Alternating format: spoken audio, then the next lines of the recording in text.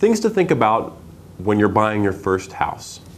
Well, this is something that we see very, very often, especially in a market like this where home prices have fallen and interest rates are low. A lot of people who have not been involved in owning a home are looking to do that, which is an incredible thing to own your own home. It is the American dream, of course. So, things to think about when you are buying your first home. First off, get involved with a realtor right off the bat. They're going to walk you through this process, and this is probably the biggest thing I can stress to you, is to get involved with somebody who's a professional who can really walk you through. There's going to be a ton of questions you have about every little step of the way. If you aren't represented, you can get yourself into some real trouble. So that would be the first thing. The second thing is really start thinking about where you want to live. That's the first big thing to think about, right? So when you're looking in the newspaper, when you're looking online, really look at maps, really think about where in the community you want to live, where your dream house would be. Because chances are you can find a good spot in pretty much any place in your community. If you have children, school systems might be a really big important thing to you.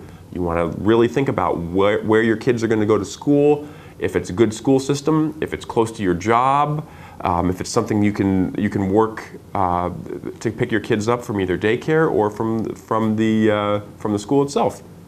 So schools are a very important thing for most first-time home buyers.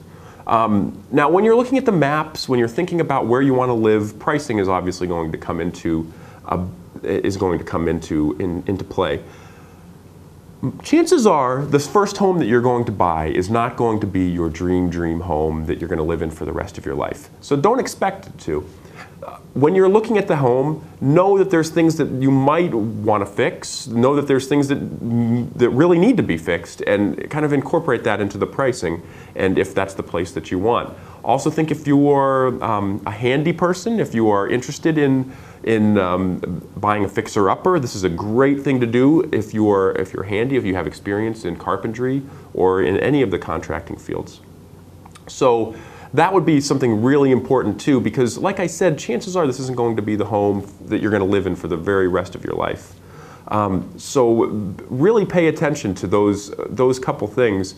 And I would probably say one more time, just to reiterate, make sure that you have somebody in your back pocket as a representative to walk you through this process, because it can be very, very tricky for a first-timer.